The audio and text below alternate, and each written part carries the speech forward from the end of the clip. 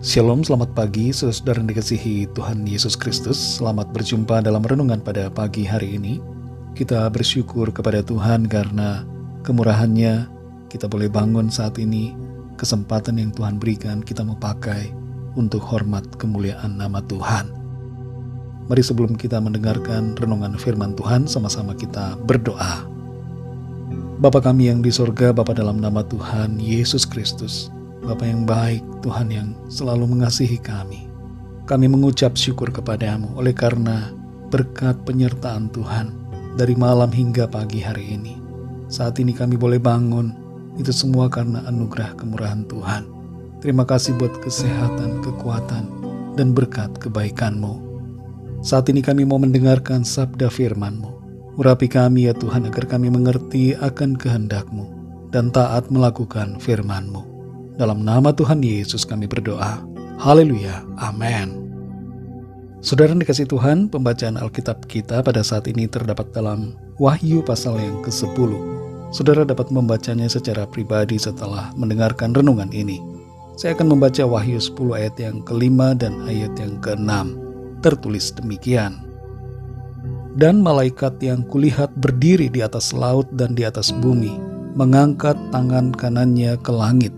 Dan ia bersumpah demi Dia yang hidup sampai selama-lamanya, yang telah menciptakan langit dan segala isinya, dan bumi dan segala isinya, dan laut dan segala isinya. Katanya, tidak akan ada penundaan lagi. Saudara dikasihi Tuhan, siapa yang suka akan penundaan? Tergantung pada apa yang ditunda. Penundaan itu bisa membuat orang senang atau sebaliknya tidak senang. Saat pandemi melanda, pemerintah Indonesia menetapkan agar semua hutang diberikan waktu penundaan pembayaran. Semua debitur pun senang karena dapat bernafas lega sebab tidak perlu membayar cicilan. Tapi bersamaan dengan itu, berbagai perusahaan yang sedang kesulitan keuangan karena pandemi mengumumkan penundaan pembayaran gaji.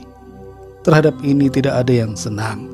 Semuanya memprotes karena gaji tersebut sangat diperlukan. Bagi mahasiswa, penundaan ujian bisa menimbulkan rasa senang bagi yang belum siap. Tapi bagi yang sudah siap, penundaan akan membuat kecewa.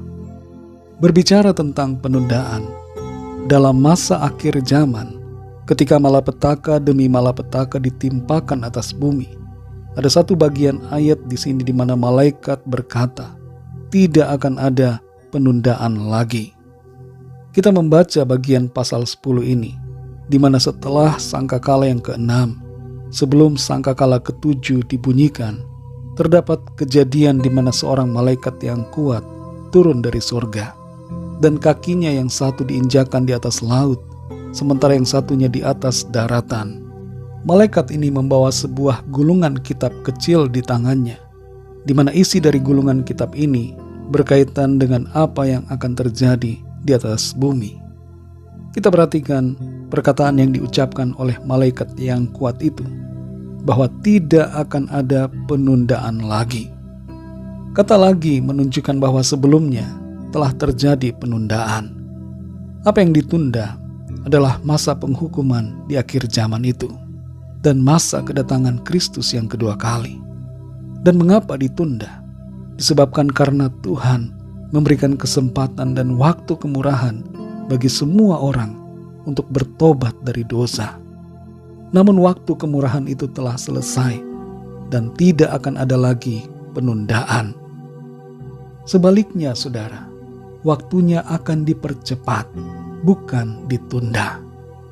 Dalam 2 Petrus pasal yang ketiga, ayat yang ke-11 sampai 12 tertulis, jadi jika segala sesuatu ini akan hancur secara demikian, betapa suci dan salehnya kamu harus hidup, yaitu kamu yang menantikan dan mempercepat kedatangan hari Allah.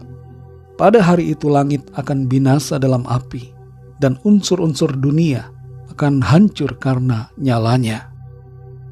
Sungguh luar biasa di sini saudara, karena dikatakan bahwa kita yang percaya, yang menantikan kedatangan Tuhan, yang hidup dalam kesalehan, kesucian dan kebenaran adalah orang-orang yang mempercepat kedatangan hari Tuhan.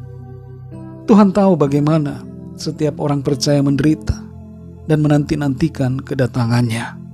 Dan Tuhan tahu bahwa waktunya tidak boleh ditunda lagi, melainkan harus dipercepat. Sebab kalau waktunya tidak dipercepat, maka tidak akan ada yang selamat.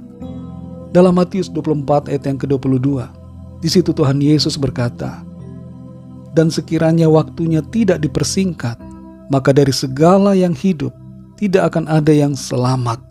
Akan tetapi karena orang-orang pilihan, waktu itu akan dipersingkat." Kita perhatikan juga saudara perkataan Tuhan Yesus dalam Wahyu 2 ayat 16, Wahyu 3 ayat 11, Wahyu 22 ayat yang ke-7, Wahyu 22 ayat yang ke-12, dan Wahyu 22 ayat yang ke-20.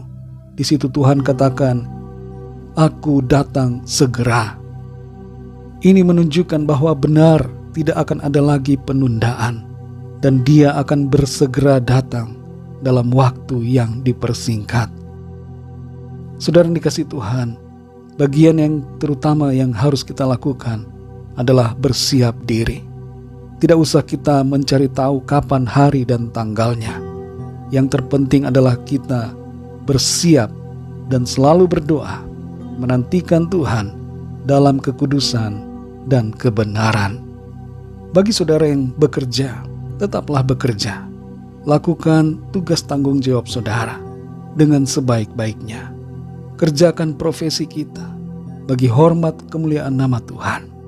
Dan dalam semuanya itu, biarlah hati dan pikiran kita selalu terarah kepada Tuhan, menantikan kedatangannya. Mari kita berdoa saudara. Bapa kami yang di sorga, Bapa dalam nama Tuhan Yesus Kristus, kami bersyukur untuk firman-Mu yang sudah kami dengar pada saat ini. Kami mengerti bahwa tidak akan ada penundaan lagi. Bahkan sebaliknya Engkau akan mempersingkat waktunya. Itu semua terjadi karena Tuhan mengasihi orang-orang pilihan-Mu, termasuk kami di dalamnya ya Tuhan. Orang-orang yang ditebus dan diselamatkan oleh kuasa darah-Mu. Kami sadar ya Tuhan, waktu yang Tuhan berikan adalah kesempatan untuk kami selalu hidup dalam pertobatan. Kami tidak mau menjadi orang-orang yang terus-menerus hidup dalam dosa dan berharap untuk selalu ditunda dan ditunda.